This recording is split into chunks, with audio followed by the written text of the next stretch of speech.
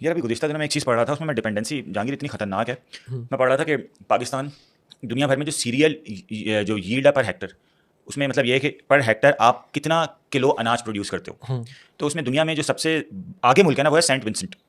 सही ओके। है, वो तकरीबन 36,000 किलो अनाज पर हेक्टर प्रोड्यूस करता है। और दूसरे नंबर पे मेरा ख्याल है शायद ओमान है, शायद वो 33,000 के आसपास है ओमान की ओमान की? ओमान की जी, ओमान की प्रोडक्शन बड़ी। मैंने कहा पाकिस्तान को देखूं, क्योंकि पाकिस्तान हुँ, की रैंकिंग दुनिया भर में आप देखें कि वीट प्रोडक्शन में दुनिया में चौथे नंबर पे है, राइस में 7 पर हुँ, है, इस तरह जो ना शुगर केन में भी पाकिस्तान बड़ी ज़बरदस्त हुँ, रैंकिंग पर है।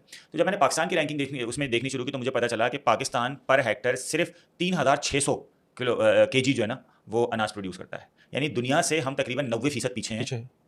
और उसकी जब मैंने वजूहत देखनी शुरू की, तो मुझे पता चला एक वजह तो पानी की है, चलो माकूल वजह समझ आती है। हुँ, दूसरी वजह ये कि हम एग्रीकल्चर प्रोडक्शन में मॉडर्न मीन यूज़ नहीं कर रहे हुँ, जो होने चाहिए। जब मैंने उसकी और मजीद रिसर्च करनी शुरू की, तो पता चला कि पाकिस्तान ने ये जो 3,600 पर पाकिस्तान पहुंचा, ये अभी रिसेंटली पहुंचा, वरना पाकिस्तान 700-800 के आसपास था। हुँ, अब वो कैसे पहुंचा? पाकिस्तान ने सीड इंपोर्ट करने शुरू किए हैं।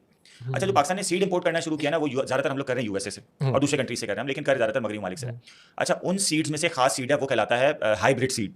हाँ, वो हाइब्रिड सीड क्या होता है? वो हाइब्रिड सीड ये होता है कि वो मतलब कुदरती नहीं होता। वो हुँ, सीड आप लाके किसी जगह पे अगर आप डालते हैं, तो उससे जो प्रोडक्शन होती है, वो एक आम जो ट्रेडिशनल तरीका है, उससे तकरीबन कोई 30-40 गुना तक फीसद तक ज़्यादा हो जाती है। हुँ, लेकिन उसका सबसे बड़ा नुकसान ये है कि उस हाइब्रिड सीड से जो प्रोडक्शन होगी, जो फल प्रोड्यूस होगा, हुँ, उस फल में जो बीज होगा, आप उससे रिप्रोडक्शन नहीं कर सकते। बाँझ होगा वो। वो बांझ होगा, उससे रिप्रोडक्शन नहीं कर सकते।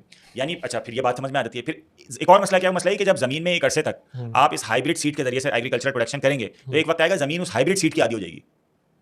और फिर जब आप उसमें नेचुरल सीड डालेंगे, तो वो उसको प्रोड्यूस नहीं हुँ, करने देगी। ओह! तो एक वक्त ये आएगा कि आप 110% या 100% पूरा का पूरा आप उस हाइब्रिड सीड पर डिपेंडेंट होकर रह जाएंगे।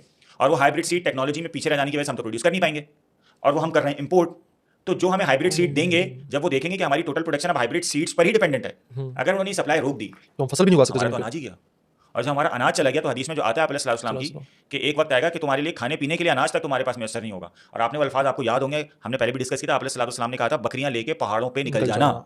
चटाई बन जाना, यानी नेचर की तरफ चले जाना। हुँ, ये नेचर की तरफ जाने का मतलब यही है कि बिल्कुल ट्रेडिशनल तरीका, ज़ाहिर है चीज़ें नेचर के अगेंस्ट जा चुकी होंगी उस वक्त हुँ, तक, क्योंकि आप जिस ज़माने में मौजूद थे, उस वक्त सारी चीज़ें नेचर से बहुत क्लोज थी, इवन शहर भी बहुत क्लोज थे। हुँ, मतलब शहरों में भी जो आसपास जो लोगों के पास रह रहे होते थे, उनके पास ज़मीनें होती थी, और वो ज़मीनों के जरिए से प्रोडक्शन कर रहे होते थे।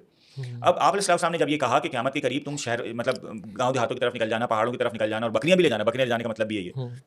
तो इसका मतलब ये है कि एक वक्त ये आएगा कि हम टेक्नोलॉजी में डिपेंडेंट होने की वजह से मार खाएंगे, और इस कदर मार खाएंगे कि हमारे पास शायद खाने पीने को कुछ ना बचे।